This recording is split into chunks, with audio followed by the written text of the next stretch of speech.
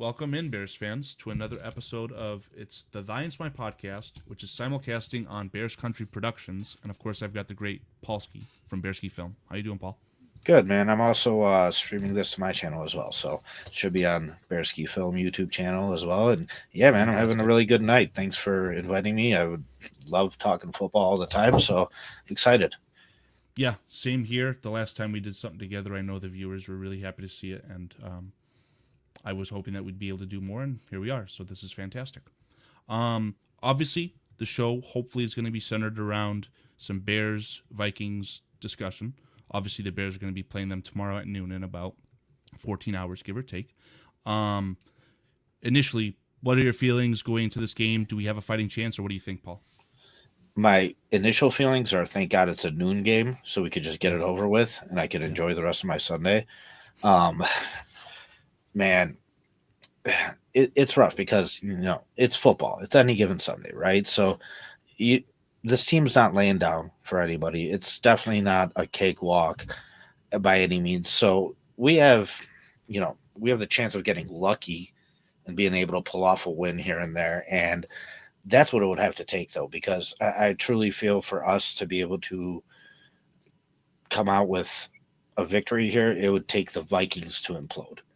You would need a multi-interception game from Sam Darnold. Like they would need to lose it more than I think we would need to win it. So I don't know. That's just my initial thought on it.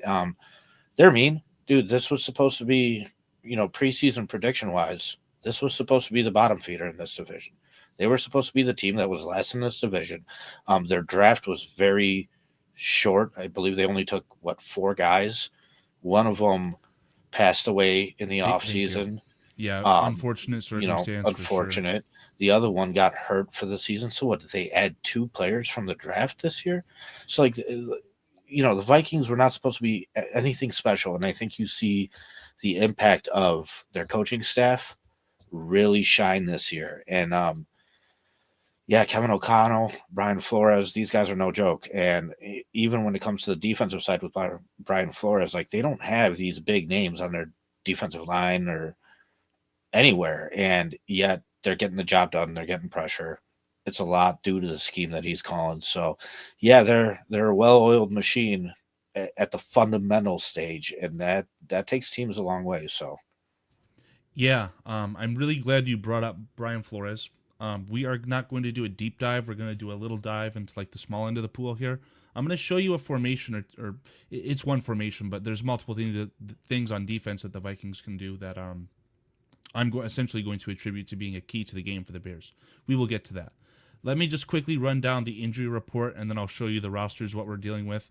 So Ryan Bates, Elijah Hicks have both officially been ruled out. You guys are watching this currently on Saturday, the night before the game. Mr. Adrian Colbert, he has been re-signed to the practice squad and has been elevated to the active roster for tomorrow.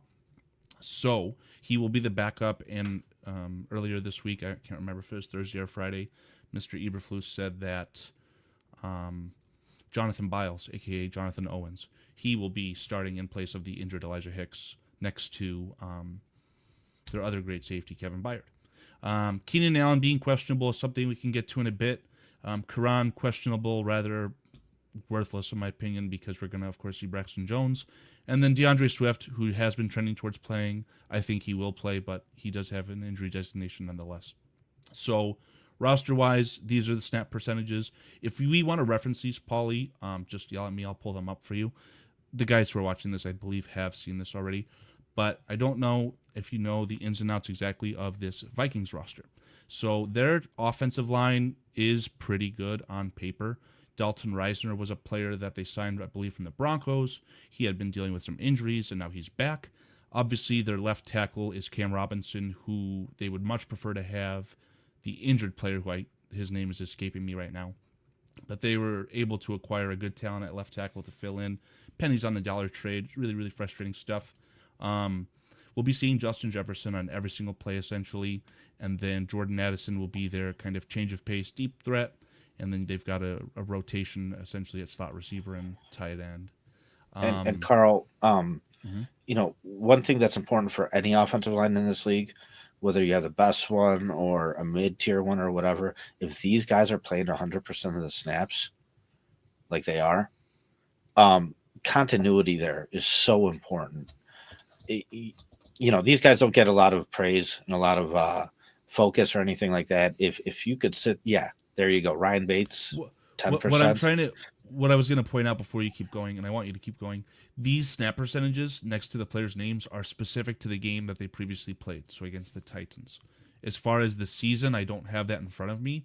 I would have to wager that since Dalton Reisner and Cam Robinson have joined the Vikings, whether it be via trade or via becoming healthy, they probably have played 100% of the snaps the last 2 or 3 weeks. Yeah. So have any of our linemen played 100% of the snaps in? That's what I'm saying. Like, you need these pieces to be cornerstone pieces, and you need at least some type of, something to lean on here. And, a lot of our guys, maybe they played 100% last week, but, Ryan Bates, Matt Pryor, Darnell Wright, Braxton Jones, all those guys have missed some time. So the continuity there is very important. One of the big problems for the Chicago Bears, too, I don't have something concrete in front of me to show you, but especially if you were to take the logic that I have, which is that when they traded for Ryan Bates, they intended for him to be the starting center, and Coleman Shelton won the job kind of by de facto. Across the entire offensive line, the Bears have either been at their second or third choice for the majority of these last few games during this losing streak. You've guys had guys like Matt Pryor who have filled in, I believe, at right guard, right tackle, and potentially left guard as well, just all this year. So absolutely, your point stands regarding continuity for the Bears' offensive line. There is none. Isn't Tevin Jenkins playing? Tevin Jenkins, yes. So these are, again, the snap counts that you see versus the Packers. And as per the injury report, Tevin Jenkins is a full go, no designation. He will be starting at left guard. Will he complete the game at left guard? My money says no. But we will have to see, unfortunately. If you want to take a look at their defense real quick, these snap percentages rather are accurate. And this is something I wanted to point out to PJ on the Thursday show. Their defensive line, again, 4 players active on the defensive line. That's it. And none of them played more than 50% of the snaps. You can see Cashman at 100%, and they get really long in the tooth with their outside linebackers. And Joshua Metellus, that's not a highlight. That's just to indicate that he played for the great University of Michigan. Go Blue. We got a nice win today. But he's essentially the queen, if you want to consider this a chess game. He's their do-it-all guy. So let me kind of drive home that point that you had regarding the wonderful coaching that the Vikings have, specifically. Real quick, you're hilarious, and I love your bias for Michigan football, because I was like, why is that highlighted? I was wondering about that. So yeah, I'm sorry. You can see in the legend in the bottom left kind of where my scribbling is coming from. But yeah, Joshua Metellus, the only player in this game to have played for the University of Michigan. So again, let me drive home this point that you had regarding Mr. Brian Flores and how good their coaching is. This is a formation that I'm going to show you some plays for, okay? Take a look at this 6-man front. There isn't a one defensive lineman on the field right now. That is a legitimate play. This is the first third down of the game from the Vikings. You've got Andrew Van Ginkel lining up over the center. This is some mad scientist stuff. It kind of reminds me a little bit of the Giants back in the day, where they would put in those 4 speed rushers, but even those guys were still all defensive ends, but they would still take 2 defensive ends and line them up at the defensive tackle position. And, yeah, that and was just the speed NASCAR rush package with what? NASCAR. Strahan, Yep. OCU Manura, Tuck. Yep. That was literally a defensive line that beat the undefeated New England Patriots. 100%. Yep. Real quick in chat, I see Chris Foster, The Scrolls, Infarius, Atmos. How's it going, gentlemen? Thank you guys so much for joining us. We appreciate the heck out of it. So with this defensive front, some things that you'll see. Let me show you first how the plays ran from kind of the TV view. You'll see with them all on the line, they actually back out of it. Josh Metellus is the one at the top. He's kind of in that sitting down in zone. And then, Paulie, you had pointed out that the player who actually makes the tackle, he starts, I believe, on the other side of the field, you said? No, he starts on the defensive line. It's 91. Like the guy, 91, that's coming in from the side right there. Yep, he's lined 91 up. is Pat Jones. He's essentially lined over 85 on this screenshot here. And as you said, yeah, he's going to back out of it. Oh, no. Whatever the case is, your The guy point that was lined up stands. pretty much at the left defensive tackle position. Yeah, and you'll see here. This will give us an even better view of the actual play. So it's Cashman. Now, let me show you one more time. Look at Andrew Van Ginkel. He's the player over the center, okay? Watch what he does. He allows the muck to come through, and he actually stunts over. So they only bring 4, and they still get a hit on the quarterback. So that's, for me, going to be one of the keys to the games that we're going to have tomorrow. We have a young quarterback with an offensive line that doesn't have a lot of continuity. Can we figure this out? Can we identify if Joshua Metellus is going to knife through for a blitz like Troy Polamalu, or is he going to drop into coverage? Even if it's just 4, are you going to be able to know who's coming and adjust to it and not, have 5 guys blocking 3 with a 4th just naked, essentially? That's going to be a big key to the game, in my opinion. Is there anything, Paulie, that you're specifically looking out for the game tomorrow?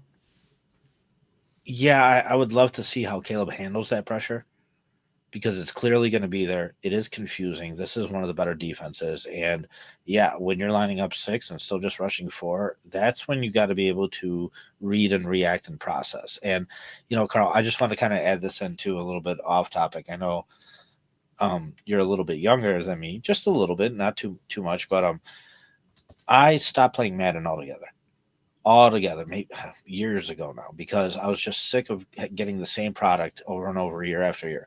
One of my favorite games was NFL 2K5. And in 2K5, when it came to calling a defensive play, you would pick the secondary and the coverage, and then you would pick what the line does, right? So because the line doesn't just always rush in or rush to the left or rush to the right like man has it. No, pick a stunt, pick a twist, pick whatever you want. And, those things happen in real life. Like you could see, like you mentioned, the guy that lined up over the center, that was a great play by him. And he still gets through and gets pressure. And those type of things are confusing. And that's what our offensive line struggles with extremely. I mean, just by putting highlights together, I can't tell you how many times I've seen 3 guys blocking 1 when you should have been in position to pick up a rusher that's trying to fool you because he's coming around from the other side or whatever and getting around you and getting right to the quarterback. So this is going to be a huge, huge test for our offensive linemen, for Thomas Brown now as well, calling these plays and calling protections and everything like that, and for Caleb Williams to be able to read the pressure and react to it properly. So, yeah, it's a very, very tough matchup for the Bears. And that said, too, right, you are going to have to play the mind game where you have to decipher what's going on. The Vikings also don't really hide too much in the sense that they are probably the defense most frequent in the NFL to both have cover 0, which means you have no zone over the top. You're locked up man-to-man, and the rest is just blitz. That's rather a 6-man, 7-man, God forbid, an 8-man blitz. And they also probably lead the NFL in frequency in dropping out of 0, where you have only the 3-4 players rushing, like we just saw. So it is going to be a big test. I'm happy that we're seeing this defense now with Thomas Brown at the helm, because I don't know about you, Paulie, I have heard requests for Thomas Brown to be the head coach, interim head coach of the Chicago Bears, more than anything.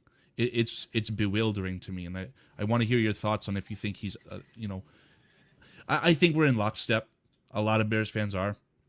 Eberflus is not going to be retained going into next year, and if he is, it's going to be a big disappointment. But I don't know if it's worth it now to say, okay, Thomas Brown, you not only need to be the play caller, but you also need to be our head coach. What are your thoughts on that? Real quick, just to finish up the thoughts on the offensive line and the schematics of it, I believe the Washington game, 63% of the time they played man and 49% of the time they blitzed. And that's just such a cocky way to play. Which defense? The Redskins? The Redskins, or Commanders, Redskins, whatever. That's such a cocky I don't way. Mean to offend your viewers. Oh, yeah, I'm very offended. No, it's just such a cocky way to play. Such a cocky way to scheme it up, and it's obvious what you're going to do and you're just doing it because it works. I mean, the blueprint was laid out in week 2 against Houston, where this is where this team struggles. It's interior pressure. And man, if you could just jam these wide receivers, they're not getting much separation. You're going to have enough time to get in there and pressure the rookie quarterback. That's not very comfortable right now. That he will scamper out, and now you know what I mean. You have anything can happen at that point, right? So it's interesting because their strengths seem to match up against our weaknesses very, very well. So that's why I said this is going to be a tough matchup. But moving on to Thomas Brown and all the talk about him and everything like that. Listen, the guy was there for 4 days and he didn't even change the scheme because you can't change the scheme. You're in the middle of the season. You're not about to sit there and teach these guys something new and do something different. You're just going to take the same plays you've been doing and just call them differently or just be a lot more conservative with the play calling, right? So that seemed to do a lot, just focusing on the little things and the little details, keeping things simple so we just at least build a foundation and do something right. We're not getting offensive holding flags or false start flags, like cut all that stuff out. And in 4 days, he has done enough to sit there and stir up all this talk. I think that only goes to show you truly how bad Shane Waldron was and how bad Matt Eberflus is. If this guy that's been here in this position for 4 days is getting talked about, hey, maybe we should replace our head coach with this guy, it just lets you know that our head coach is no good. Replace him with any guy that just sounds halfway competent. And that's what you got. So listen, Thomas Brown said the right things. I thought the result was positive. I think step one, hit it out of the park. There's a ton that goes into calling an offense, right?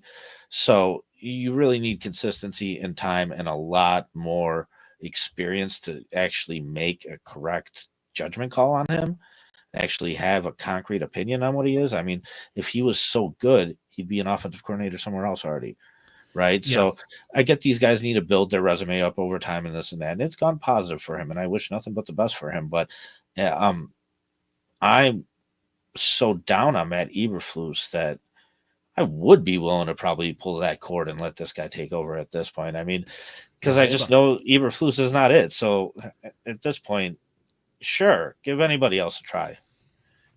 Yeah. So let me just explain my thoughts there.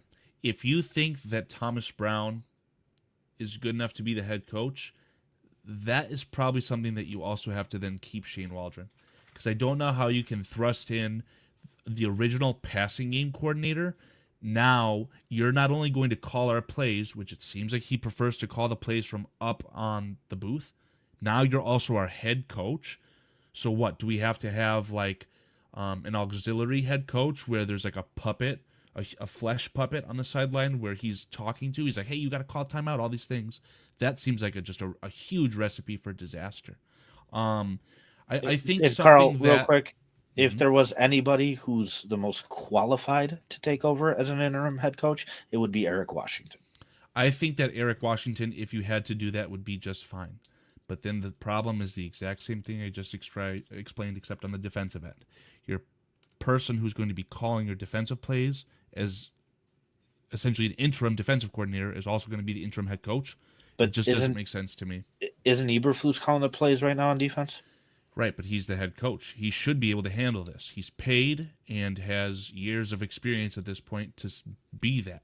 And unfortunately, he was a victim of circumstance for whatever happened with I can't think of the original Alan defensive Williams. coordinator.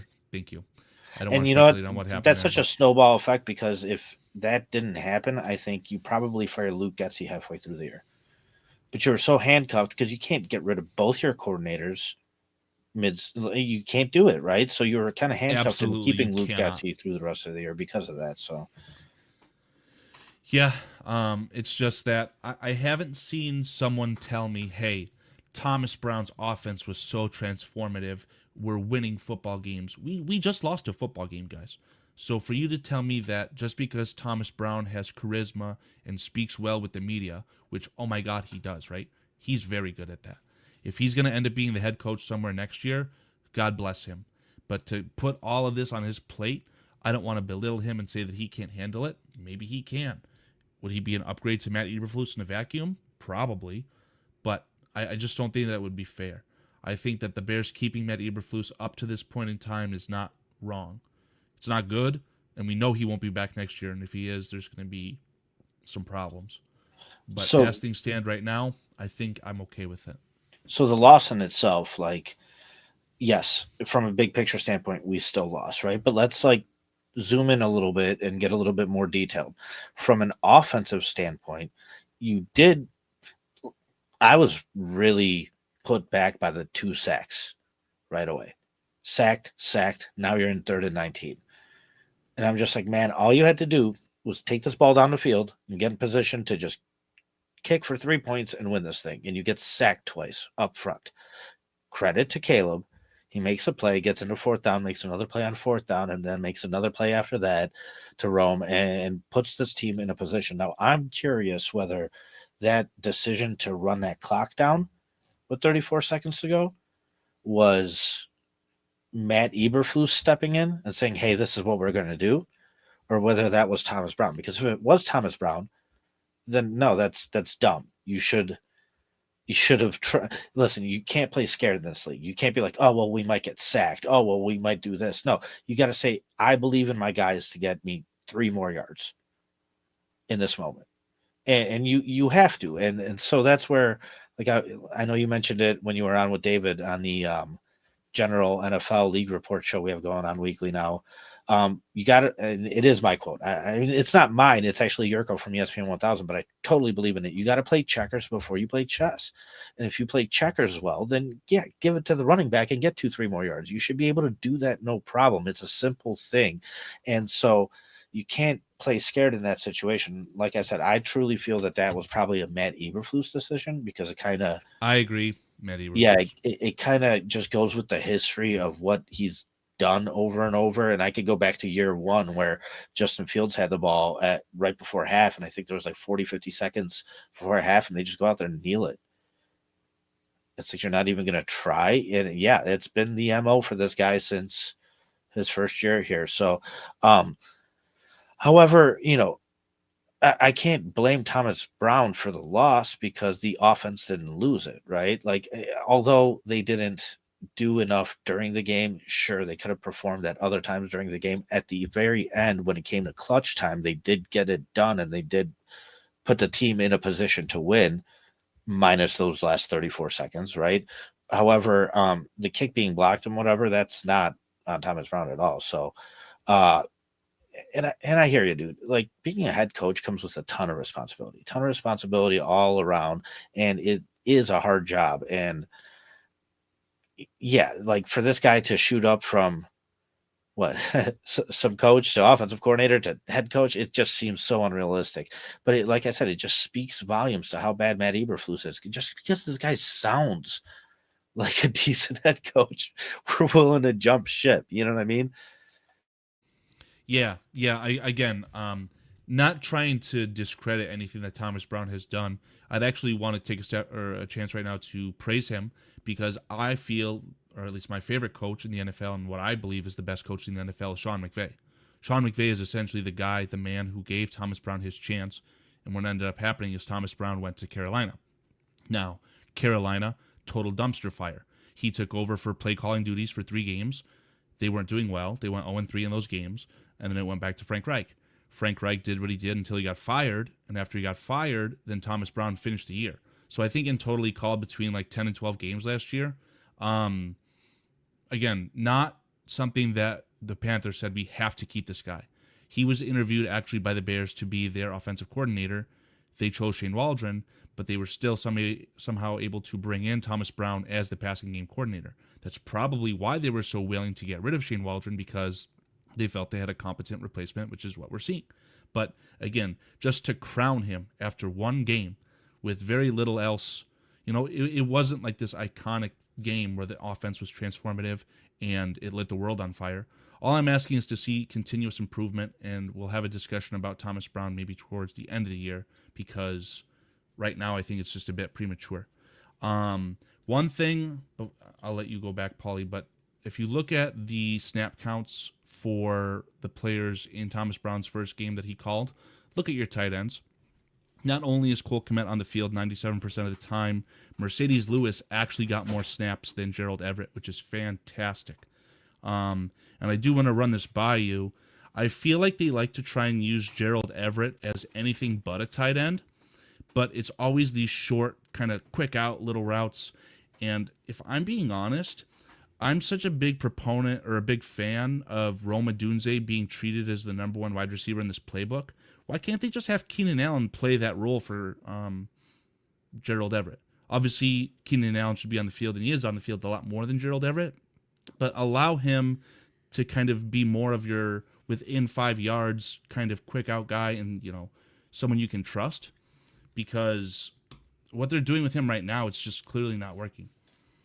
I'm not going to say that they're using Keenan Allen correctly, but I also don't agree that that would be the way to use him correctly.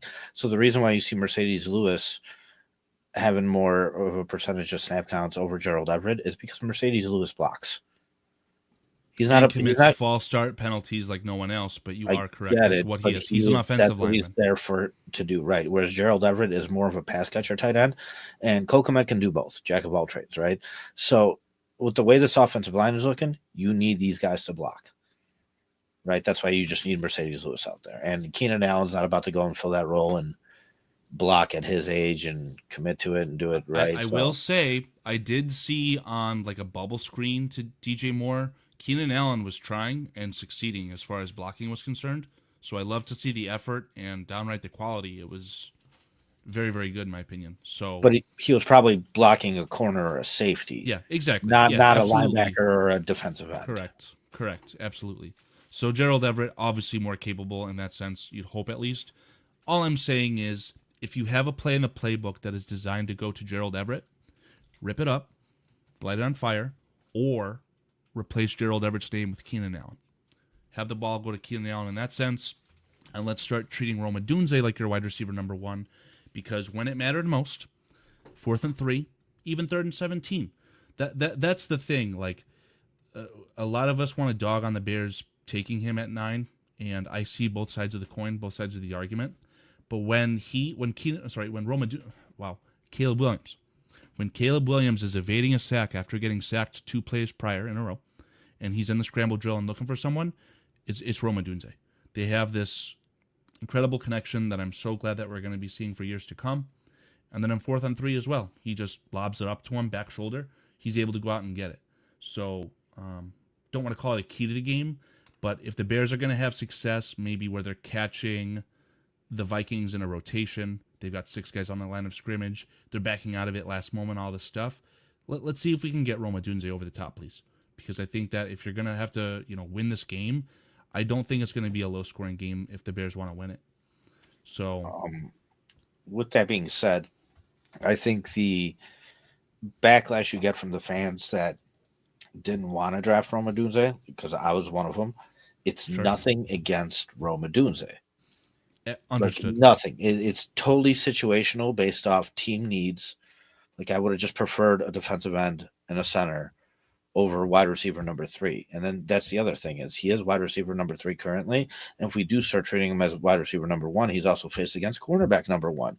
And so in that situation, I think, listen, it's great that he's made big plays and everything like that. And I know he's currently leading the wide receivers in yardage, which is messed up to me, because I don't think that was the intention here. What you need out of your wide receiver number 1 is a lot of consistency. That's what DJ Moore does bring to the table. Now, it hasn't panned out. I hear you. So I'm not like all for bashing the idea of putting Roman at number 1, but I just don't think that it would necessarily go the way you think it might go. Yeah. So, your argument regarding treating Rome Odunze as the 1 means that he would get covered as the number 1. You still are running plays where you have all 3 players on the field at the same time, that being DJ Moore, Keenan Allen, Rome Odunze. So I'm not saying you obviously would probably have him run a more favorable route, but treat him number 1 wide receiver in the playbook, meaning he's the first read man. If you're going to have a collective percentage plays, whatever it is, let's say Caleb Williams throws the ball 20 times, I would like Rome Odunze to be the first read on like 8 to 10 of those throws. You know, essentially 50% of the time, let's look for Rome. Then let's sprinkle in the DJ Moore, the Keenan Allen, and everyone else. And obviously, if he is the first read, that doesn't mean he's going to get the ball. You should still be able to find a way to distribute the ball, get these guys all involved. But all my point regarding that is just that Rome Odunze, I think, has the most talent. At first, I thought you said he was number 3 as in being the number 3 wide receiver taken on the draft, which that is technically correct. But Rome Odunze in any draft prior in the past 5 years, in my opinion, he'd be far and away the first wide receiver taken. That's why he was drafted at 9, because it was a special circumstance. You had these great wide receivers, and Rome Odunze was a victim of circumstance, being someone drafted at 9 instead of being the first receiver taken. So my rebuttal to that was, even during the offseason, I was saying, I don't care if Marvin Harrison Jr. falls to us. I want to trade back. It's nothing against the guy. It's nothing against the talent. It's everything against the position versus our needs. You know what I mean? Our needs. We have. I get trying to take the best player available, and I understand that mentality, and it has worked out for a lot of teams.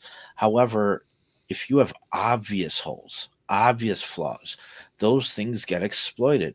We do have obvious flaws. One of them is center. The other one's guard.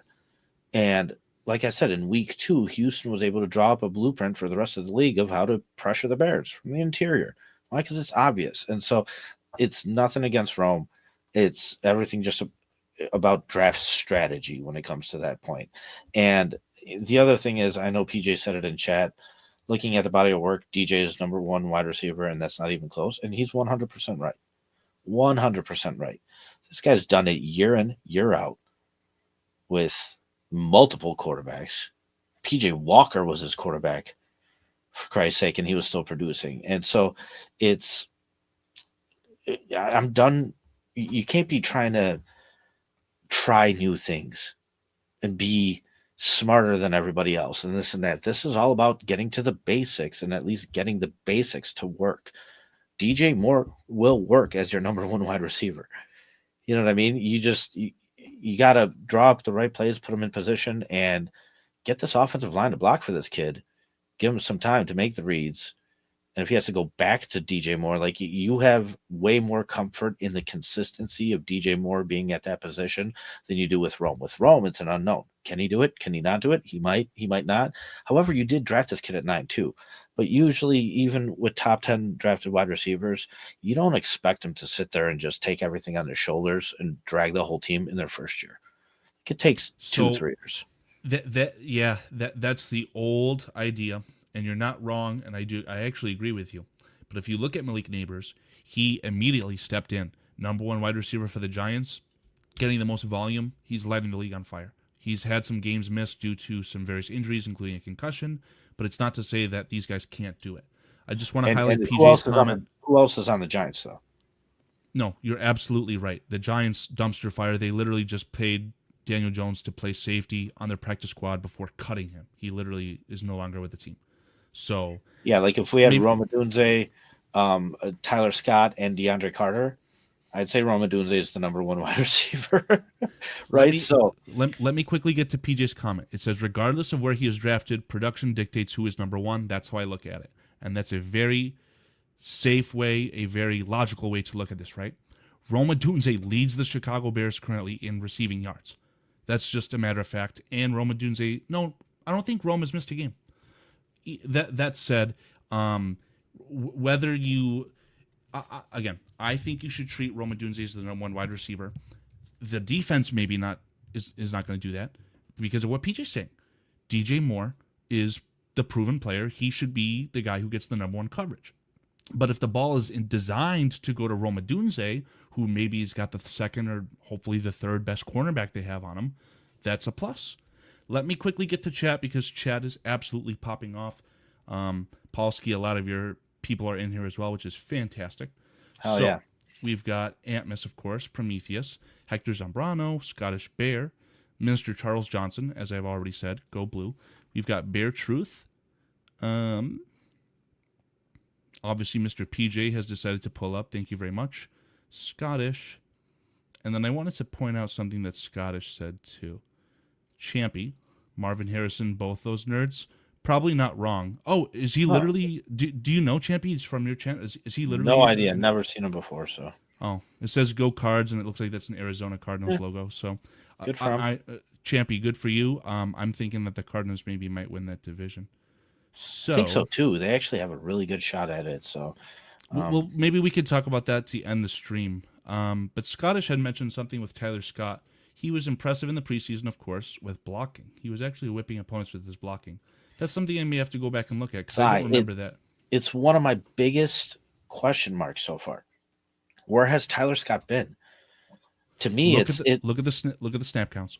He got a snap. I haven't seen it. That was his first offensive snap this year, I believe. By the way, it's crazy to me. I believe Rome is 6'4". I think DJ Moore's 6'2". I think Keenan Allen's like 6'1", and you have the speedy 5'11" wide receiver. Like you would think that there is some room or some point in this offense where you could, dude. I've seen him go 5 wide and put a running back out, a wide receiver. Like you would think that there's instead of Tyler Scott, you're saying? yes, you would think that Asinine. at some point that there's an Asinine behavior. opportunity to stretch the field to just get a speed guy out there, and you drafted this kid in the 4th round. You know what I mean? And for some reason, he seems to go AWOL. He's not around, period, at all whatsoever. And to me, that's kind of asinine. Like to not even give him any opportunities is kind of crazy, especially after the MO of this team, which is they tend to sit there and give these failures probably 30% more chances than they should get. When you look at Chase Claypool, like they held on to him for a little bit longer than they should have. Velus Jones, they held on to him for a little bit more than they should have. Nate Davis, they held on to him for a little bit more than they should have. But then you got a guy like Tyler Scott out there, and you're not even going to give him a chance. It's just kind of weird. It makes no sense to me. I don't know. I can't make any rational thoughts about why. So, if Thomas Brown is able to find a way to resurrect Tyler Scott, and next year we have essentially an informed DJ Moore, Rome Odunze, and Tyler Scott, that could be pretty special. I'm not going to speculate on that because we haven't seen a lot of Tyler Scott, and it sucks. But I agree with you. We need to see more. I do see Dan Owen's comment, and I'll get to it a little bit later. It just says, do the Bears split with the Vikings or get swept? Me and Paulie will give our predictions for the game maybe a little bit later. Paulie, what I want to ask you about is our secondary. I know that you agree with me that we're a very deep unit, but we've got a little tiny bit of turmoil with our safeties. So, of course, our starting safety combination on paper would have been Kevin Byard and Jaquan Brisker. Jaquan Brisker spent 4 weeks out before, again, being put on IR. So, again, 2 months with a concussion. Terrible, terrible stuff. Very concerning. The great Elijah Hicks filled in and played admirably. I know a lot of people will be quick to say, but his gap scheme was bad. He can't stop the run. He's a 7th-round pick, guys. We understand that he's not the starter. That said, now Elijah Hicks is hurt. So tomorrow, what you'll be seeing, like I said, Mr. Biles, Jonathan Owens, will be filling in. And we're only going to have 2 backups by the names of Tavarius Moore and Adrian Colbert. My question to you, Paulie. A certain someone named Eddie Jackson was waived by the Baltimore Ravens today.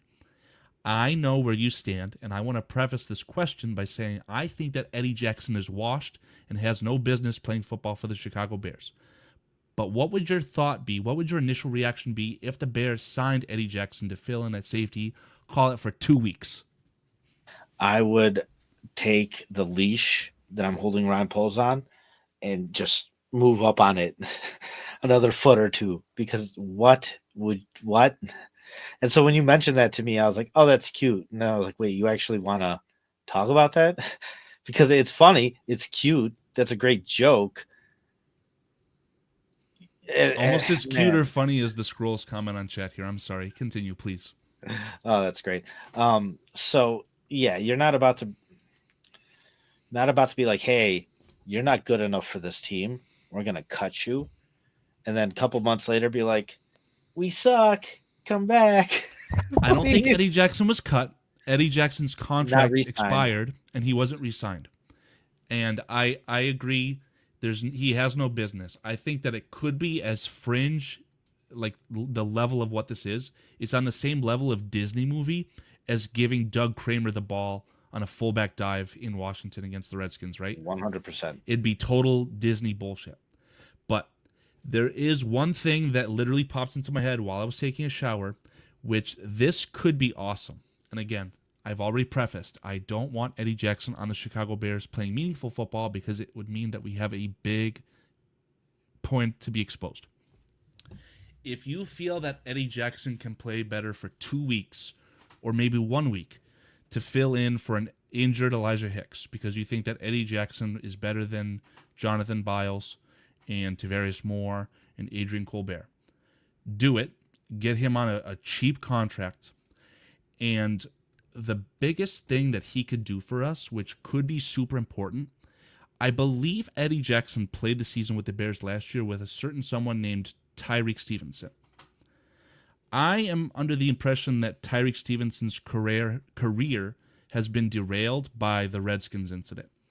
I think that Tyreek Stevenson needs essentially a father figure, someone to get him back on the tracks and get his ass in gear. Because he's a Florida boy, he's always going to act arrogant, whatever you want to call it. But Terrell Smith is playing better football than him right now. And if I'm the Bears, and especially if you're going to be bringing in someone else new who didn't essentially contribute to drafting Tyreek Stevenson could end up being a lost cause very quickly. And that would suck. He was a second-round pick. He needs to play meaningful football for you because he's a good player. But if Eddie Jackson, if nothing else, can come in, do a job for a game or two, and then essentially be the father figure that we need to get Tyreek Stevenson back in shape, that would be awesome, and I would love it. And I think that that would be a really good capstone for Eddie Jackson's career, because when it all is said and done, he was a good player for the Bears. But right now we're shitting on him. Maybe he just doesn't have it in him anymore. But I think Eddie Jackson would be a good man for this job specifically. Carl, I'm going to, and you know, I don't hide from my history or my thoughts in previous years, and this was way before I even started a channel. Eddie Jackson was my guy for the first 2 years. Love him. And then he wasn't. And then he was a total liability. And I'm just like, man, I guess the faults were there early on. He does not like to finish plays. You'll never see him, you know, be the fourth guy in a pile up to just go in there and run it over. Like, no, he'll sit there. If somebody else wants to tackle him, he'll just sit there and watch it. And man, I don't know. There's a lot of things that he does not do well, right? And he's been injured a bunch. And dude, he obviously wasn't enough for the Ravens, right? They just got rid of him. I will have you know, their secondary, which according to EPA per DB, my favorite statistic for this type of stuff, it's expected points added per dropback. The Ravens are like bottom 5. Like your Ravens are ranked alongside with the Patriots, Buccaneers, and Panthers and Jaguars. That is a bad secondary right now. They probably felt part of the reason why was because this guy's out here. But you have this high top-end talent with Kyle Hamilton, all these guys, and it's just not working out. So I understand Eddie Jackson being the scapegoat. I feel like there's a little bit more to it, too. It's not the scapegoat so much as the reason sometimes, Carl, because like I like Jaquan Brisker, and although he's gotten injured, one of the things that Kevin Byard allowed Jaquan Brisker to do is be that guy that takes chances. Now, Eddie Jackson, when he was in the game, first of all, Eddie Jackson plays I always get him mixed up. He plays strong safety. No. Eddie free Jackson, safety. Well, and then that was the problem. They asked Eddie Jackson to play strong safety and come up and tackle when they knew that wasn't his strong suit. So that's what you'd have to do if you sign Eddie Jackson to do a patchwork 1 or 2 game stint.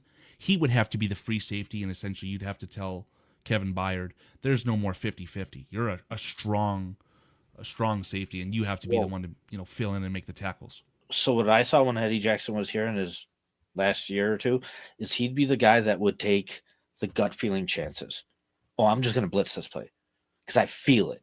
And I'm just going to run it. And it forced Jaquan Brisker to be the safety net at a very young age when he's more athletic, probably faster, and can get the job done better. And what you saw with Kevin Byard coming in is he was willing to be that safety net and allow Jaquan Brisker to move up a little bit closer to the line of scrimmage and be able to make some plays there. And that's, unfortunately, that's kind of how he got hurt too. He came in on a tackle and and Wasn't did it. wasn't But his fault, by the way, but your point is valid. I know, but like the reason why he's put in that situation is because he was allowed to, because he didn't have to just be the safety net guy. Exactly. And Eddie Jackson was consistently busting coverage in his last few years for sure. And that's why you needed somebody behind Eddie Jackson. And so to me, that's a lost cause. Man, for where this team's at, like really, for where this team's at, we're not about to compete in any kind of legitimate way. The Ravens are. So they're looking to sit there and clean up their mistakes and try and get as sound as they can, try and get as uniform as they can. That's why they got rid of them. But for where we're at, our mentality has to be next man up. I don't care what the name is on the back of the jersey. Like these guys that have been there with the team, that have been working with us, practicing, putting in work, here's your opportunity, kid. Go out there and get it. Because if they do, by the way, real nice podcast etiquette. When you have to, you know what I mean? You cover your mouth when you have to yawn. It's good stuff, Carl. That's why you're legit. But no, but for where we're at, yeah, you just got to give these young guys opportunities. You got to let somebody go out there and be able to make some names for themselves and make some plays and this and that. And yeah, if they mess up, oh well, like the season's lost anyway. So go out there and give it to the next man up would be my mentality on it.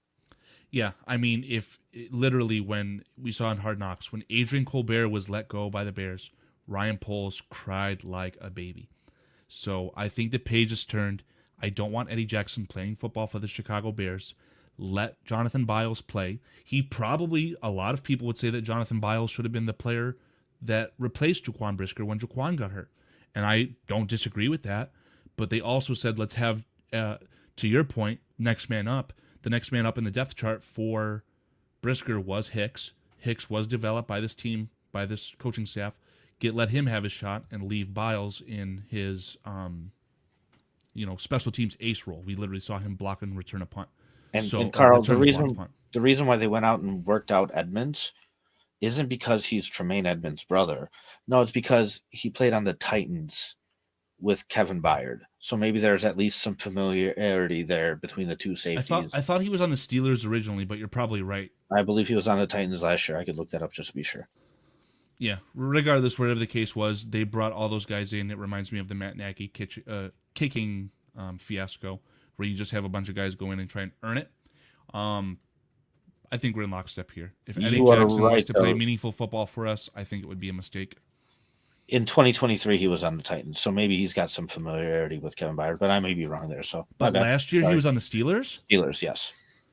I thought he was drafted by the Steelers, so that's a really weird one. This year, 2024, he was on the Steelers. Last year, he was on the Jaguars, didn't play at all. 2023, he was on the Titans. Before that, he was on the Eagles, and before that, he was on the Steelers. So Steelers, right. Okay. The Steelers pulled the Eddie Jackson move that you want to do. They took him back. Was he? Wow. Terrell Edmonds was a first-round pick with his brother, yeah. Yeah, Tremaine got drafted by the Bills. Terrell Edmonds got drafted by the Steelers, and he flamed out. The Steelers had some bad draft picks, including Devin Bush, which I'm not afraid of. Go Blue. But yeah, I think Eddie Jackson would be a joke. I mean, if that actually happened, I couldn't. I don't know. No, I think you'd have to have one more injury. But again, if they chose the players that they did, obviously they had their workouts before Eddie Jackson.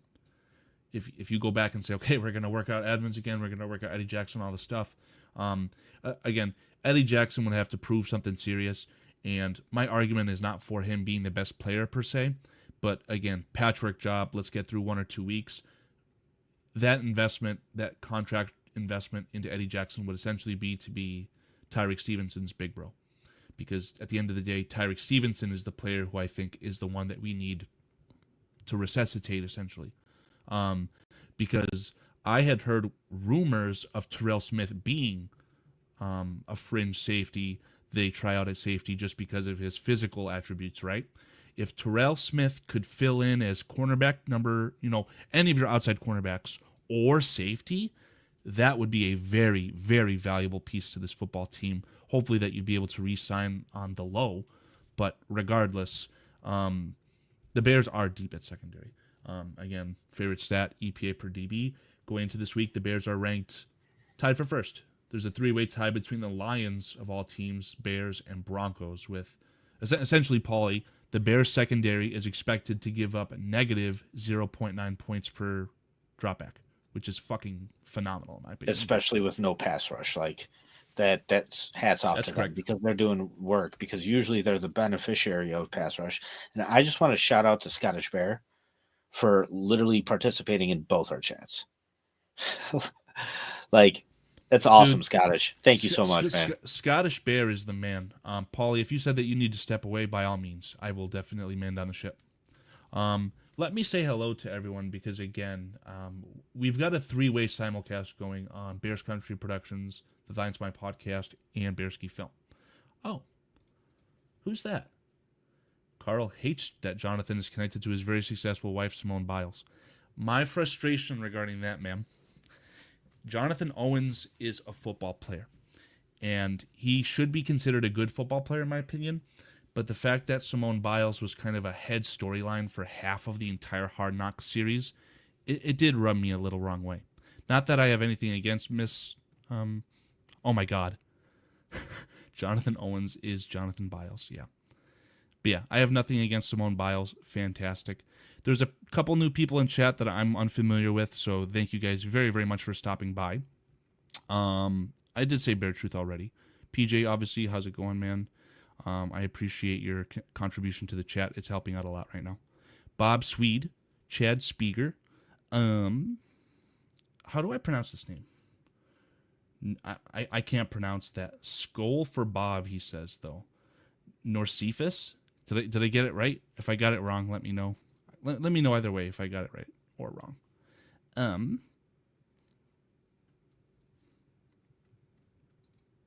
Carl, what's up? How are you? This BCP is the best. I'm doing really, really good, Chad. Thanks for your contribution to chat. Very, very appreciated. I'm jumping all about the chats. It's fun.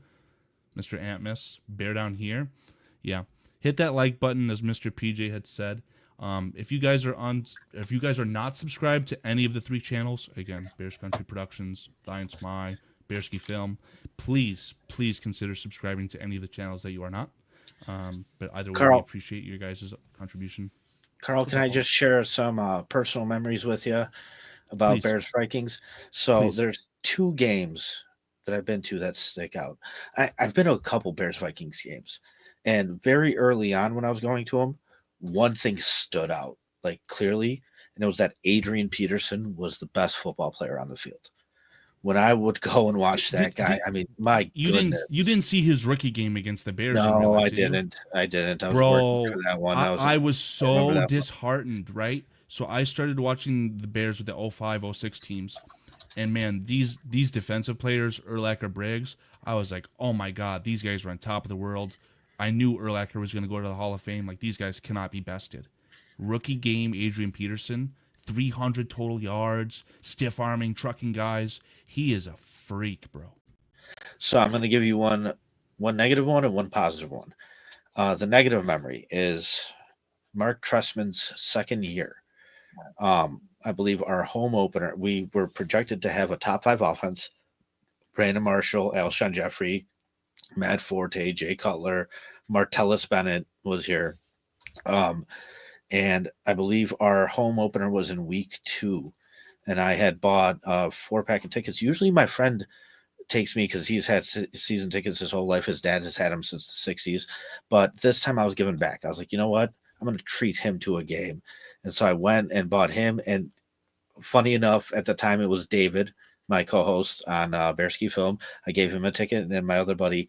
And I remember it was pouring rain like a motherfucker. But we were at the end zone behind the field goal post, right under the Jumbotron. So we were kind of covered from it.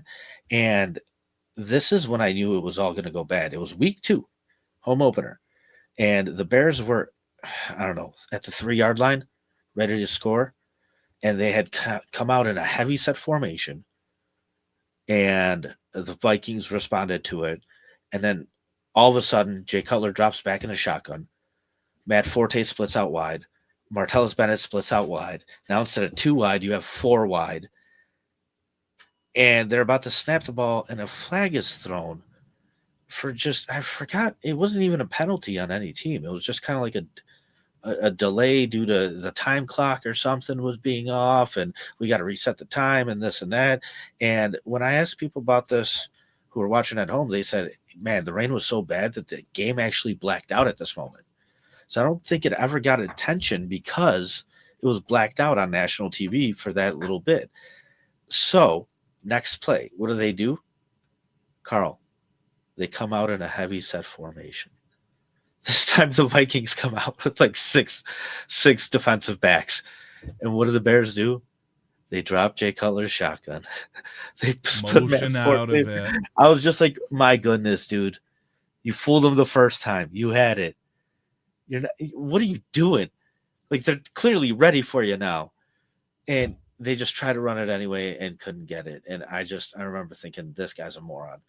And so, yeah, that season went the way it went. A good memory about Bears versus Vikings. It was a Monday night around this time, because I remember it being around Thanksgiving time. And me and my buddy went to the game, and it was Brett Favre's year, the year that they went 12-4. Is this the Monday night game you're talking about? It is a Monday night game, and we went to it. And on the way, yes, sir, you know where I'm going with this. And so on the way in, we're walking, through that little underpass right before Soldier Field, and me and my buddy were the only ones screaming, "Brett Favre sucks! Brett Favre sucks!" And everybody's looking at us like, this team is really fucking good right now, right? And so at the end of the game, yes, I believe I don't remember. I don't know if it went into overtime or if it was at the very end of the game, but there was a deep post that I think it was Cutler hit Devin Aromashadu. I do think that the game went to overtime. And he ran in for the touchdown. And I remember on the way out during that underpass, we were screaming, "Brett Favre sucks." Everybody was screaming it with us. And that was one of my favorite going to Soldier Field memories that I had growing up, was the time we beat Brett Favre in his comeback season. So that's awesome that you remember it too. But yeah, I'll never forget that one. I will never forget the Devin Aromashadu legacy game.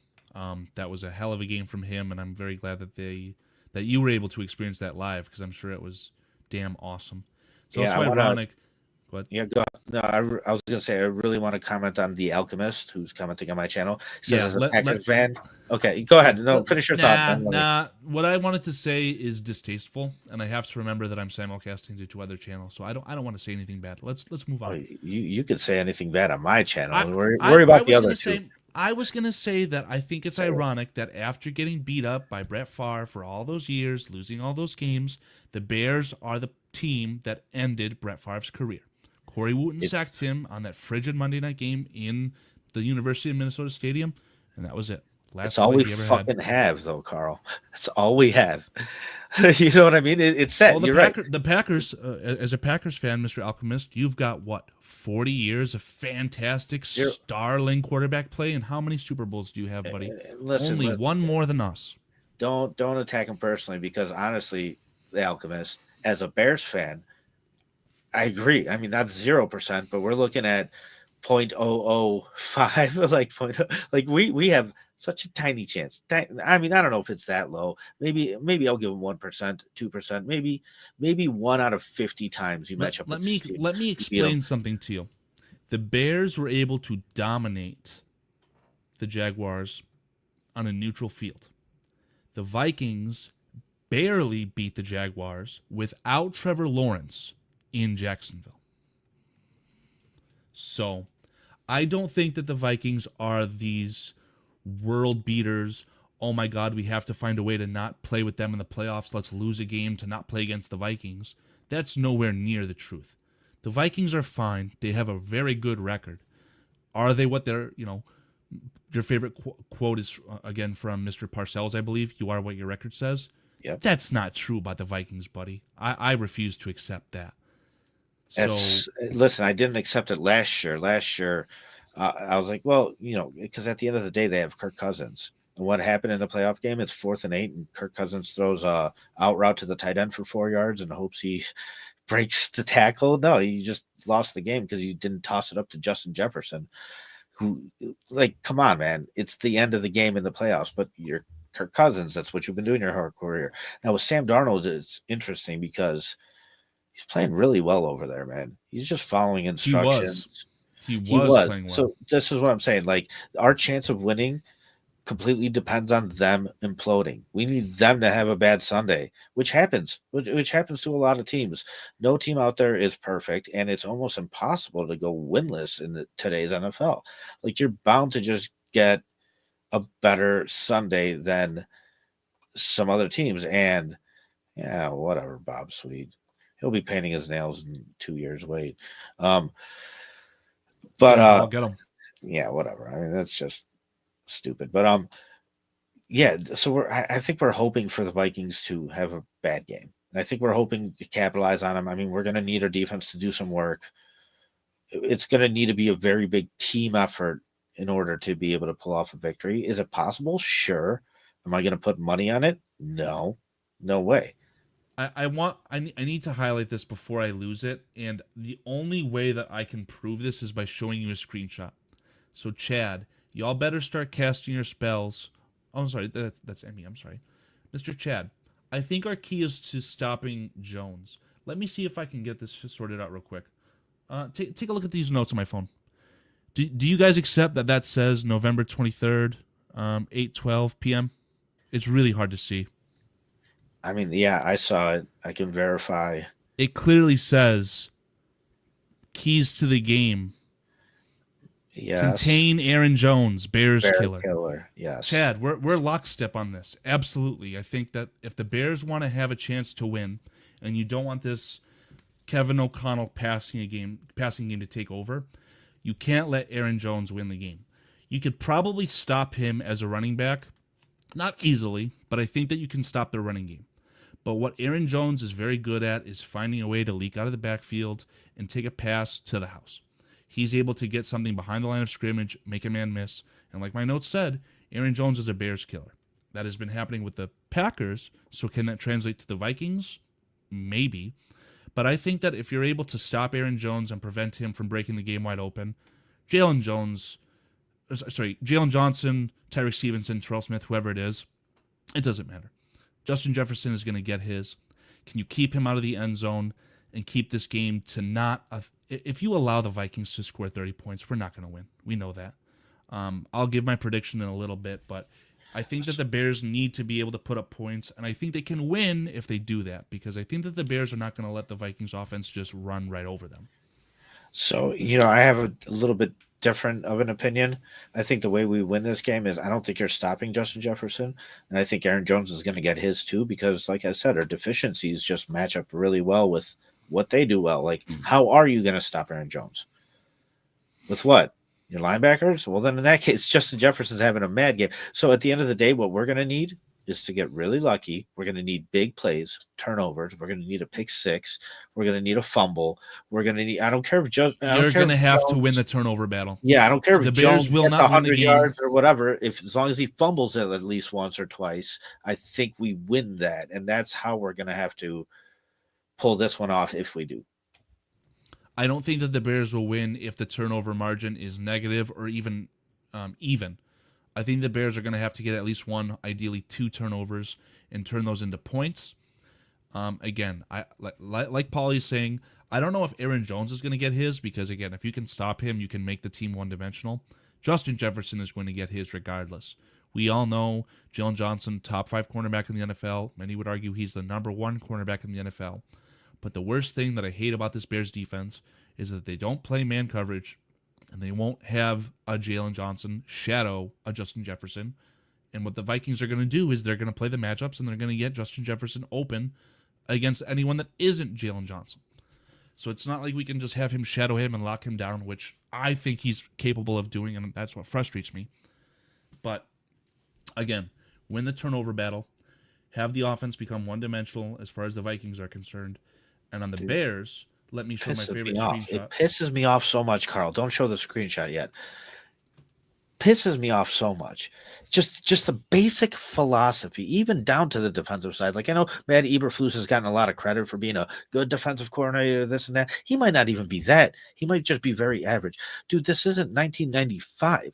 Like you had the Patriots show you a game plan, especially from the offensive side of the football, of how to sit there and win year after year after year after year. You know what they would do? They would attack the other team's weaknesses. It's not about what we can do well on offense. It's about what they do bad on defense. Dude, I can remember a game against the Bills where it was a blizzard, and like the Patriots didn't even pass once, or they passed like twice or something. They just ran the ball again because Oh, it's a damn blizzard. Like, dude, it doesn't take a genius to that figure was out. against the Bills, man. Yes, it Yeah, was that. against the Bills, and that's But what I'm it, but saying. it, Like, it, it was windy, and that was a combined. I think between the two teams, how they do only you passed the ball not 10 times. flip your fucking corner to shadow a guy? Do you like? Do you understand? It's soft, Paul. Let's call it what It's it is. It's soft. asinine. I mean, I don't know. Like at the basic level, it's just Yeah. I don't understand it. I can't make sense of it. Scottish. Caleb is in for a tough time. I don't know if you were in here when I showed this. I don't mind showing it one more time. This is a formation that we saw in the first third down of the game this past week for the Vikings. 6 men on the line of scrimmage, 0 of those men being defensive linemen, okay? So I'm going to show you the play. But please watch 43, Andrew Van Ginkel. He's lined up over the center to the right of the center as per the point of view that you guys are about to get. You can clearly see he's going to fake like he's rushing, peel off, and then he comes over. 2 of those guys dropped out, right? So they're finding a way to You know, you got to watch. Can you bring that back? Absolutely. You got to watch. Who's that lineman? Who is it? 77 that just goes out there because he sees 43 cutting inside. So he's like, "Oh, I'm going to help pick this guy up." And then when he bounces back, look at 77 just out there. Or no, who is that? 60? Man, yeah, 60, the center. Okay, so the center that's supposed to initially guard him. Look at him just doing out there, just bounced out, and he's looking like, where's my guy? All the way over there? But that's like, what it was, right? It was a damn it. stunt. Look at the right. Look at the right side. They're like playing a zone They ran blocking it scheme, but on defense. perfectly. They crash him out. They shepherd the center out, and Andrew And Van 77 Ginkel, who's is going to also go to the doing Pro Bowl nothing. this year. You had 2 guys that were They just didn't adjust. Yeah. Yeah, exactly. They were totally useless in that play. Meanwhile, the guy that they were, either of them could have potentially blocked, is getting to the quarterback at the end of the day, right? Man, we are so much worse than that. Based off what I've seen on this offensive line, I can't tell you how many times, like I said, I've seen 3 guys trying to block one guy. The guy's just out there standing out there like this, just doing nothing. I mean, it's for putting highlights together, it's all over the place. That's why I'm afraid. Like that, the things they do well match up really well against the things that we really suck at right now. So it's going to take a hell of an effort from this offensive line to not make this look really terrible. Yeah. Yeah. I mean, but we did see against the Packers, Mr. Caleb Williams got the ball out of his hands very, very quickly, and that really shouldn't change. The only time that I think that should change is if you find a way, like you call their bluff, okay? You have this exotic front, and you're able to have the quarterback diagnose exactly who's coming where, and you catch them in this rotation, right? Because I'll play the play one last. I'll play this. Do view, it. Okay? The 822. Like, who do you go to there? What is the right read? And I'm not saying like I'm an expert. I'm just saying where's the opportunity. Well, I think unfortunately, what It might be number when 2. you're passing the ball. When might be you're number 2. passing the ball. The flat. This one. No. Go back to the first view. Play it. It might be number 2 at the flat right now. Yeah, I mean, like that's your opportunity, or the I don't know what the distance is. I think that they're really far behind the sticks, right? Because I believe that they punted after this. But yeah, all I'm saying is exactly.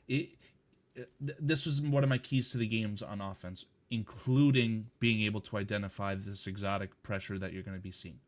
You have to stay ahead of the down and distance because in this formation, if they're not showing you a defensive lineman, what do you do against a team that doesn't have a defensive lineman? You run the fucking football. So if you're going to bring in a running back, even if it's out of shotgun, you should be able to then run at it and get the first down if it's a But 3rd and 2, 3rd and 3. But right, I'm but I'm it's I'm situational. pressed to say that this is a 3rd and 13. Third and long, yes, exactly. Third and over 10. That's why the only thing you are going to do. But here's the thing: some teams will still run it here, depending on what point in the game it is, and that's why situational football matters so much. It's not just about the play call and the way you react; it's about the situation at hand. Like the fact that it's 3rd and 13 matters a lot because it kind of takes a dimension away from you. You're less likely to run the ball, so I'm more likely to put out 6. You know what I mean? Like it's just really good play calling from the defensive side. And yeah, you could see everybody. You could see where the first down markers are right there. Everybody that needs to get the ball for a first down is covered, right? So your only chance is to either dump this thing off and hope a guy makes a play, or Rip or it. you could have ran it. Look at here. And maybe if I you don't know do if you can run see it, my maybe mouse the guy cursor. does get 13 yards and pick it up. But if it's for the fourth quarter and you absolutely need this third down, then you're not likely to gamble on that. You know what I mean? Yeah, I mean, for my money, I believe that's Harrison Smith, the player who's maybe not. Whatever the case is, there's a player who's closest to the 0, so not number 2 at the bottom, but then the next one up above the screen. The guy's cutting in. If that's Roma Dunze and I'm Caleb Williams looking at it, just fucking rip it. See what happens. Yeah, there's also a wide That's receiver. very gunslinger, by the way, in my opinion. There's also somebody going over the middle right there. He's at the right hash mark, but I mean, you're going to throw that guy dead. The safety's No, going to yeah, come in there and clobber him. So it's going to have to be absolutely. a miracle Yeah, throw. and if it's Harrison Smith, the player who's doing the clobbering, he's a very dirty player. So you don't want that. You don't want your guys getting It's hurt. just great play calling by their defense. So that's Yeah, why I said this defense is filled and with then no names. There's no real superstars there. It's schematically good, man. at least on their front, there's no names. I mean, Harrison Smith is definitely a name. But what I'm going to say is, I'd probably like to move on from the Vikings conversation because we've tapped out. But I know regarding the head coach, a lot of people would like to see a Brian Flores be the Bears' defensive coordinator. Let me show you this. That's a front that you have in your locker. How do the Bears do that with this set of players? Are you telling me you want TJ Edwards playing that Van Ginkel role? No, thanks, man. The amount of turnover that you'd have to instill a Brian Flores defense, forget about it. That would take years. So Dude. I don't want a Brian Flores. So first off, you need an offensive guy here as head coach. You do. Absolutely, Paulie. Because just in the NFL, when these offensive guys, if you have a defensive minded head coach and if offensive coordinator does well, that guy's getting head coach opportunities. He's going to be gone in a year or two, right? So you're going to be cycling through offensive coordinators. What I will say, I don't want the Bears to ever be scared of that. Like, I would much have preferred that the Bears... Actually, I would have preferred that the Bears lost Shane Waldron this year going into him being hired, right? I would have hoped that Shane Waldron was so goddamn good that someone was forced to give us 2 first-round picks for him. If we're losing an offensive coordinator every year because we're good, that's fine by me. I don't want to be afraid of success in that sense. It doesn't happen that way, though, Carl. The way it happens is like, oh, John Fox takes over, brings in Adam Gase, and he fixes Jay Cutler. So he gets a head coaching opportunity, right? So, like, it's not always great, and you're always essentially elevating your staff members up to take the opportunity on, and that's always a chance thing. Now you're hoping this guy's good, right? Whereas on the other hand, if you hire an offensive-minded head coach, and he's in charge of the offense, it's a lot easier to get good defensive coordinators out there and have them stick around. You look at what the Chiefs are doing. Steve Spagnuolo was a head coach. He's in charge of that defense. Like, you can get guys that have had a lot of experience. Robert Saleh comes to mind. Mike Vrabel comes to mind. Like, you have these guys that were head coaches. Absolutely. But when they're head coaches on the offensive side and they fail, they don't really You know what I mean? They don't always get those same opportunities. I mean, I guess Cliff Kingsbury is still an offensive coordinator, and like these guys do get demoted. Matt Nagy went back to offensive coordinator, but then you're very wary of giving them another head coaching position. But still, I would much rather have an offensive minded head coach because the defensive guy is a lot more likely to stick around for the long term, and it helps build continuity. I could think of Dick LeBeau and Don Capers for the Steelers and the Packers. Those guys were there for decades. You know what I mean? I mean, I don't know. I think one of them was 15 years. The other one was 20 plus years. Steelers had one defensive coordinator for like 20 years. They've also only had 3 head coaches in 100 years, their entire franchise. And they So were all that's damn just good this. coaches. Yeah, that's just the Steelers way. But I understand your point. The fact of the So, matter is that you need an offensive minded head coach only strictly for the fact that you are locked into a generational quarterback. and that's only part one. Part two of not getting Brian Flores is like you said, how are you going to get cute with this roster? Flip it to the offensive side. What does Ben Johnson do for you? How are you going to get cute with this offensive line? What you need is stability and experience. You need somebody who can come in here, who knows what the hell they're doing, who has a lot of experience in the league, that's going to bring a good staff with him. And that guy was Jim Harbaugh last year. Yeah, exactly. Kyle Shanahan is the obvious one. I'll go back to the situation with Andy Reid. Andy Reid was fired by the Eagles. He was there for 8 years. The reason why they let him stay on for 8 years, even though he made it a Super Bowl and lost it, is because he's a damn good coach. So it's not the results that matter, it's what you know that matters. And Howie Roseman knew Andy Reid was a good coach, but it went stale. Situationally, they just had to move on from him. And then they got Doug Peterson. Doug Peterson won a Super Bowl and was fired 3 years later by the Eagles. Why? Because he's not a good head coach. Even though he had more success there than Andy Reid did, they still held on to Andy Reid for much longer than they did with Doug Peterson. So it's like Kyle Shanahan is that situation. If it gets stale with the 49ers, that guy's a goddamn good head coach, and he's proven it. I want him here. Like that's the golden nugget for sure. Yeah, I mean, and every single day it becomes more and more possible that the 49ers could feel that they've hit a brick wall, this and that, whatever the case is. So I wouldn't be surprised. My only fear with Ben Johnson is we obviously know that he's able to output a very talented offense. That doesn't say anything about him being a good head coach. So I do agree that the next head coach hiring needs to be offensive minded because it's so important to get the most out of Caleb Williams. I agree with you. The defense has had their time to shine as far as the amount of investment that has been injected into it. I think Bears fans can agree that we need one more piece on the defensive line, which that's only one draft pick. Hopefully that you hit on that and that's it. But it's time to start shifting things to the offense because that's how this game is won. The Bears have had a streak of what? Not giving up 21 points or more in how many games outside of the Cardinals game? We're still losing football games, guys. I mean, the days of the 05-06 defense, they're long gone. The rules have been tailored. The offenses are too good. The quarterbacks are too good.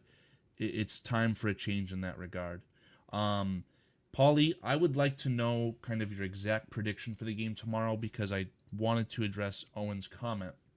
You can start off with what you think the prediction will be tomorrow. I know you said that it's going to be something where the Bears are going to need essentially a miracle. The Vikings are going to have to lose it for us. But what do you think about the game tomorrow? And then do they have a chance in either of these games against the Vikings? Um, in my preseason prediction, I did have him splitting.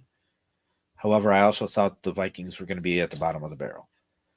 Um, they've shown consistently that they're not. And yeah, they're the number one, the number two team in this division, right behind the Lions, in my opinion. It's Lions, Vikings, Packers, Bears. I mean, that's just how it is. And uh, my prediction for the game tomorrow is going to be like 28-13 Vikings. If we happen to sneak off a win, it's going to be like a 23-20 win or something. Like where it's going to be a close game. But if they just go out there and do what they do, and we go out there and we do what we do, oh, they're going to blow us out. I don't know if it's going to be a blowout, man. My prediction I think was 28-24 because again, I'm going to be hopeful that the Bears are going to be able to identify these blitzes. Not all of them. They're going to get home. That's just what's going to happen. But for every time that happens, hopefully the Bears can catch Mr. Reliable Harrison Smith in a rotation, burn Rome Odunze over the top, get a nice touchdown. Anything is possible. And with the way DeAndre Swift is playing, I know he's got an injury designation. I would not be surprised if he has a big game as well, and that would be awesome.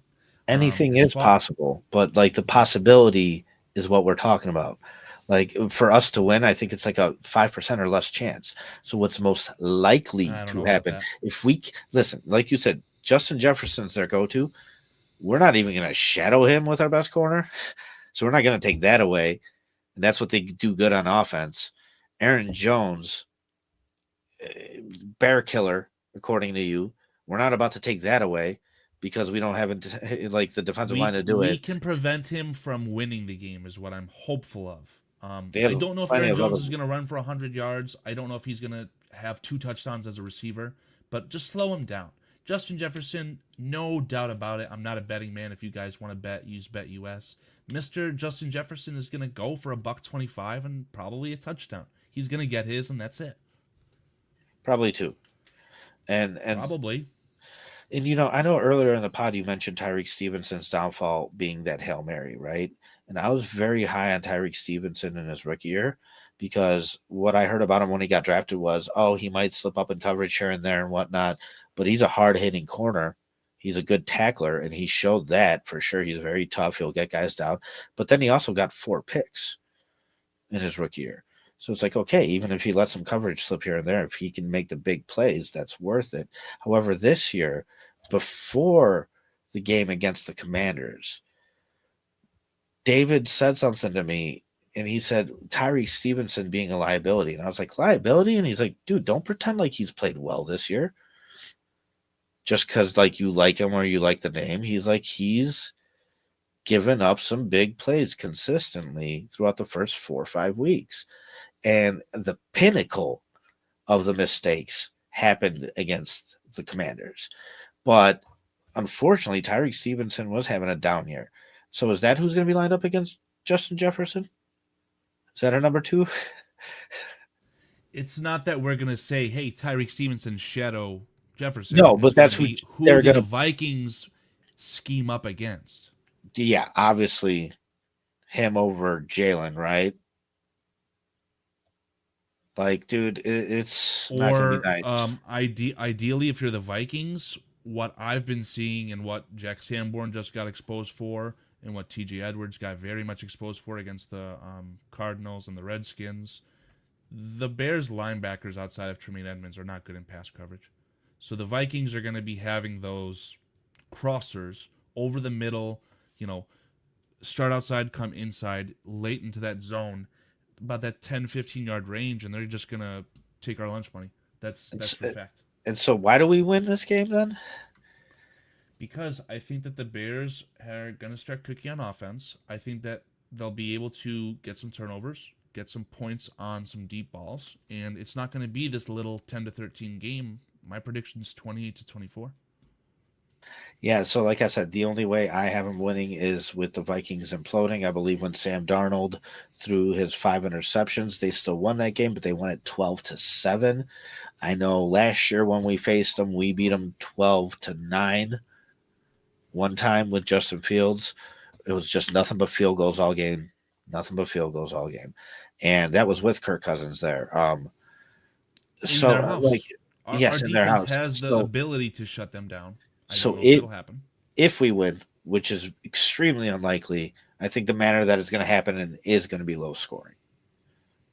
I'm not ready to lean on this offense yet, Carl. Let me drive home your point regarding Tyreek Stevenson, okay? What this chart is, it's not the full chart, as you can see. Jalen Johnson up here in the top right, okay? This is target rate against versus raw PFF separation prevented. You do not want to be in the bottom left. And look who's all by his lonesome in the bottom. It's crazy that I'm the guy with glasses here. Tyreek Stevenson is definitely a liability. We saw him get burnt. He got, caught looking in the cookie jar against the Patriots, leaked out, got a touchdown there. Tyreek Stevenson has not been good this year. So again, that's kind of why I tried to make the point regarding Eddie Jackson, because we got to get his brain back into the correct spot, rather, step one. There is no point about Eddie Jackson. I won't do Um, the do-si-do with you. Let's move past. What I'd like to do is just refer to one of the comments that I saw, Mr. Bob Sweet. Bob, you said, oh no, this is not the comment I wanted to react to. But Bob, thank you very oh much. hell yeah! Thank you, Bob. We really appreciate that on all fronts. Thank you very much, Bob. Again, really appreciate your interaction in the chat. It's Norcephus is who asked me this. He said, Carl, with that Michigan shirt, what do you think of J.J. McCarthy? My original plan, before I ever allowed myself to think that the Bears could acquire Caleb Williams, was for the Bears to draft Marvin Harrison Jr. and then J.J. McCarthy in the second round. Obviously, J.J. McCarthy shot up the draft boards. Michigan fan would have absolutely loved it, especially if he was paired with Harbaugh, right? That'd be so much fun. In that case, what do I think about? you're taking Fields' fifth-year option, letting Fields get another chance, and picking up a quarterback in the second round. And I get it. That is a plausible game plan. But what Norcephus is referring to is, what do I think about J.J. McCarthy and the Vikings at this point? Well, far and done. Mr. McCarthy is very well missed at Michigan right now. The Michigan faithful have watched a 26-year-old man play quarterback for them recently in a college football game. So we're going through it. Michigan's offense lost 10 starters from their championship team, so that's almost impossible to overcome. But I'm seeing how good J.J. McCarthy was when it mattered last year, every single day, more and more. If he can have that, and from a very tiny, small sample size in the preseason where he tore his knee, he had that nice touchdown to, I think it was Jefferson. I can't remember who it was. He can throw the ball, man. So if I'm the Vikings, I'm almost happy that Sam Darnold is regressing, because you don't want to stunt the growth of McCarthy. You could do this weird thing where you try and trade McCarthy, do this and that, keep Sam Darnold. I think if you're the Vikings, next year it's J.J. McCarthy or nothing, unless he gets injured again. See, that's interesting, because I think if you're winning with Sam Darnold, I think you go with the guy that's winning, especially because Sam Darnold was a very high first-round pick himself. And just like we're seeing with Baker Mayfield, like sometimes it takes a couple opportunities to get into the right situation with the right coaching. Sam Darnold, that 5-interception game was ugly. But like, let's not pretend Kirk Cousins didn't have those here either. I think Sam Darnold is very well equipped to do the job, and like, there's nothing wrong with sitting a quarterback for a couple of years and letting him learn. I mean, we've seen the Green Bay Packers do it over and over. So like, I don't doubt that J.J. McCarthy might be the future, but doesn't have to be next year, Carl. You are right, but what the Vikings would tell you is that they want to use that rookie quarterback window because they have to. They're paying a lot of guys a lot of money on the offensive, that is. I just want to make sure that we're talking about the same thing. What game did Darnold have 5 interceptions? Do you remember which game it was? Let me look it up real quick. I want to say it was the Jaguars. Because what happened was on Sunday Night Football against the Texans, Jared Goff, a.k.a. Jared Goof, is the one who threw 5 interceptions. Oh, my bad. Darnold had a, my bad, you're right. He had 3 interceptions against the Jaguars with a 48.2 quarterback rating. So that that's the ugly game. It could be worse. You're right. My bad. The Texans' defense is better. Okay, that's fair. My bad. Scottish Bear, we appreciate the ever-living hell. And then I just want to address Bob Swede saying he's subscribed. Makes it all worth it, man. Like, even just for one person to sit there and listen to us ramble. Yeah, totally I can't explain how awesome it is to have Vikings fans or Cardinals fans, anyone who isn't a fan of the Bears in here right now. We appreciate having the outside perspective. So thank you guys very, very much for, again, all of your chat interactions. It's been fantastic tonight. Paulie, I kind of want to end this off just by asking you your thoughts on maybe what's going to happen with the Packers and the 49ers game. If there's another game you want to talk about or anything else NFL related, obviously let me know. But what's going to be happening tomorrow with the Packers and the 49ers, Brock Purdy and Joey Bosa, or I think it's Joey or Nick, I can't remember. One of the Bosa brother on the 49ers and Brock Purdy have been ruled out. And they're going to be playing on the road against the Packers. We saw the Packers essentially struggle against a bad Bears team. The Bears team should have beat them. But do you think that the Packers are just going to whip them, or do you think the 49ers have any sort of chance tomorrow? Oh, I totally think the 49ers have a good chance tomorrow. Um, I'm not a big believer in Jordan Love. I think Jordan Love is very average. He's not beyond making mistakes. Like even as we saw in the Bears game in the red zone, he threw a pick. Like, dude, you just keep that ball and run out of bounds and kick a field goal, and it's a whole different type of ball game, right? So the 49ers tend to keep things very clean. At the end of the day, Brock Purdy is Mr. Irrelevant playing quarterback over there. And I think what's going to happen is they're going to win, and that's going to make Brock Purdy's contract negotiations a lot more interesting during the offseason when it comes to what his true value is on this team. And it's either going to be a smack in the face reality check of, hey, I'm good, but this team is good too. Now Bosa is going to be the guy that really hurts him. I'm not taking anything away from Brock Purdy. Brock Purdy goes out there and gets the job done. But they don't have to lean on him very often. They just have to have him be consistent and not implode and not kill the team. And as long as he does that, man, they're rocking and rolling. So, I think they still have a very good chance of going out there and beating the Packers because I don't think the Packers are really that good. I think it is the Lions and the Vikings that are the two dominant teams in this division. And even though the records have kind of played out early on in a very win-heavy fashion for this division, over time things will fall into place. The Packers are the third best team in this division for reasons. And I can totally see them going out there and laying an egg and losing. Yeah, I mean, I think it's going to be a tough challenge for the 49ers without their starting quarterback, without their star edge rusher. The strongest argument that they have in a player who could quite literally take over the game for the 49ers, Mr. George Kittle's healthy and he's going to be playing this game. And he is a Bears fan. He fucking hates the Packers. So I'm glad that I have him on 2 fantasy leagues. He's going to kick some butt tomorrow. And I'm very hopeful that the Packers will lose because I agree with you. Their quarterback sucks. He's overpaid, and he's probably going to be a liability, hopefully, moving forward. Not like Favre. Favre is a great quarterback, but he was a gunslinger, turned over the ball. I don't even think Jordan Love's a gunslinger. I think he just turns the ball over because he sucks. In today's age, Favre would be a liability. In the era that he played in, it was still a very winnable way to play the quarterback position. Right, because that was very run-centric. You had his ratio was 1-for-1. As many interceptions as touchdowns. And today you can't get away with that. You just can't. Yeah. Cliff, you're absolutely right. Jordan Love, it's his 4th year. Technically, he's only, a half season ahead of Caleb Williams at this point. But no, a full season. He had the full season last year. But whatever the case is, we don't want to spend too much time on the Packers. Yeah.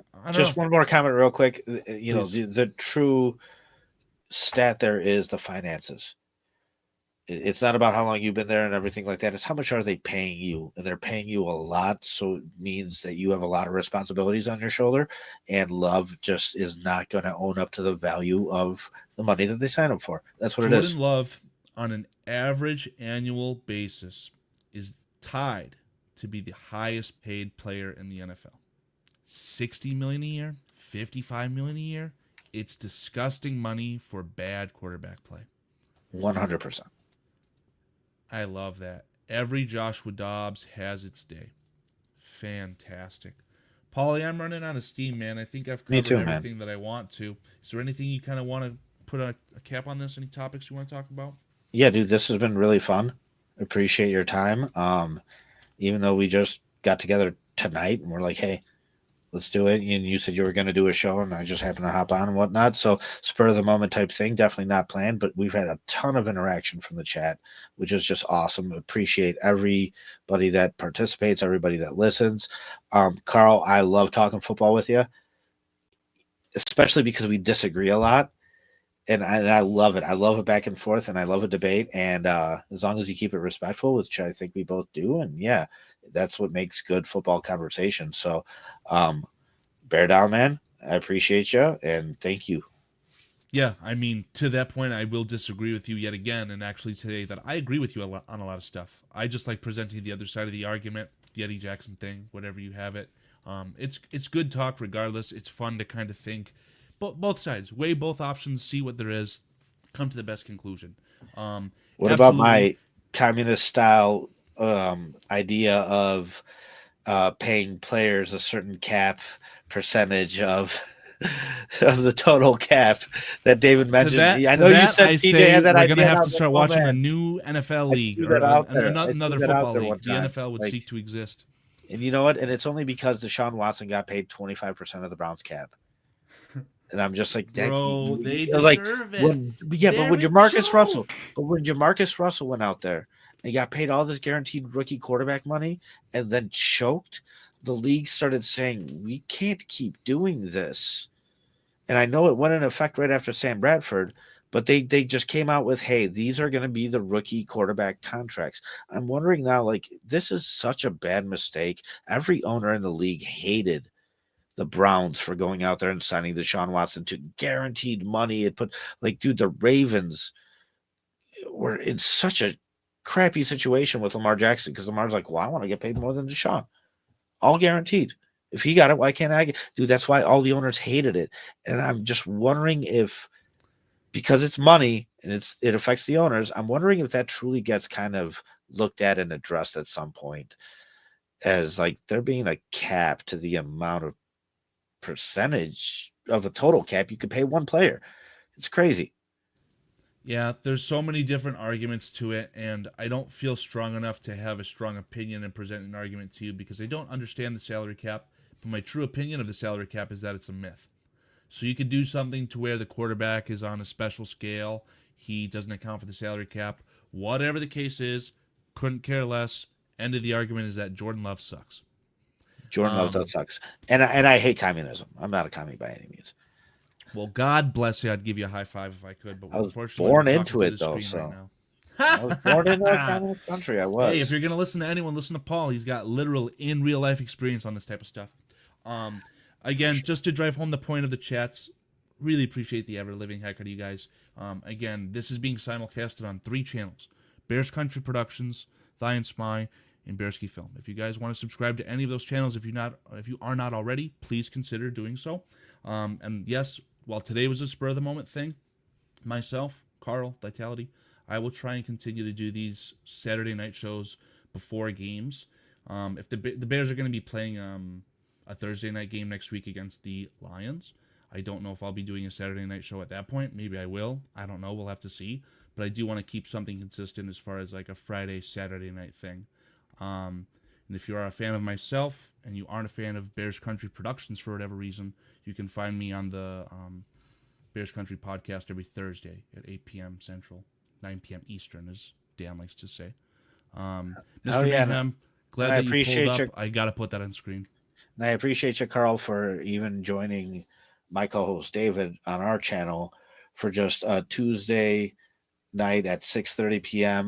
Just And general NFL talk, and I love it. I'm usually busy with the kid that day. It's my day to sit there and take care of the little one, but I was listening every second because I just love NFL talk. I And it was apologize, awesome, man, man. No, because don't apologize for what. I've only done the 1 week with Dave, right? I Yeah, it had just such a started. good time with Dave. I'm really hoping that Dave agreed that we had a good time Oh because yeah, I would like to continue to do those shows. We'll see how it shakes out in the schedule, but overall, it is nice to kind of. I'm looking at it through the Bears lens, and I'm never going to change that. But it's nice to just talk NFL, see what other things are going on, because it helps kind of figure out what you think that the Bears should do, right? Oh, the Bills, they let go of all this talent because they needed to due to the cap situation, but at their core, what are they? A great quarterback with a really good defense and a stellar offensive line when healthy. So the Bears, maybe they should follow that formula, whatever the case is. I'm glad the Bears have Caleb Williams because I think they got the quarterback right. What can you do with it? Time will and tell. yeah, and Carl, Go ahead. just I'm not trying to drag this out, but just one more minute. I want you to put up Aunt Mass and then clip Victoria's comments out there. Thigh and Smy every Saturday nights. And then I like the Saturday nights. Nobody else is doing them. You got a calling, man. The fans want you. They want you. And this is the time slot. They're Yeah, right. Nobody is doing Saturday nights. It's the day straight up, before straight Sunday. up, straight up. Ant Miss said that he prefers the Saturday night content because no one else is doing it and he has withdrawals.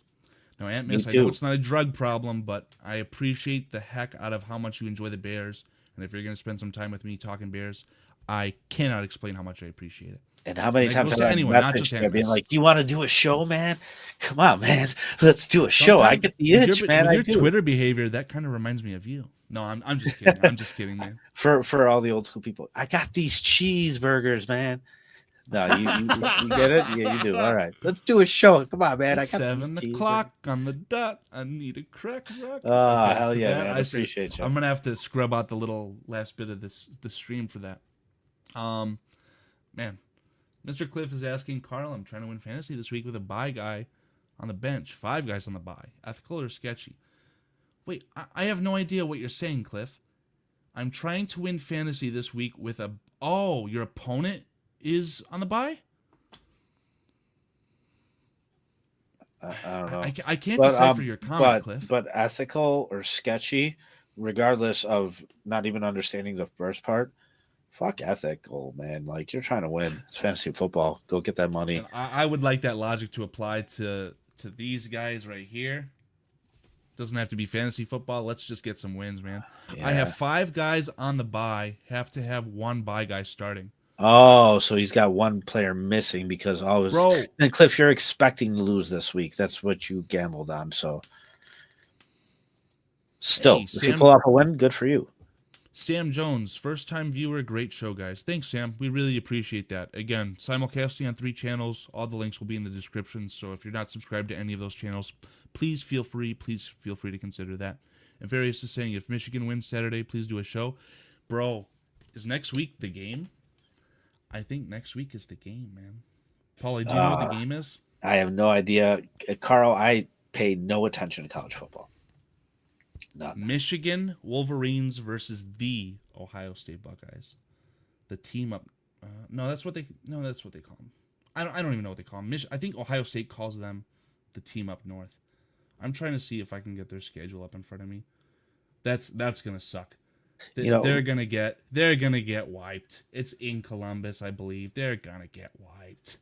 About talking about playing like, or just ethical or whatever versus sketchy. One thing that I hate about the Packers, and I heard this said on a radio station, and it's totally true. They play the whole width of the field.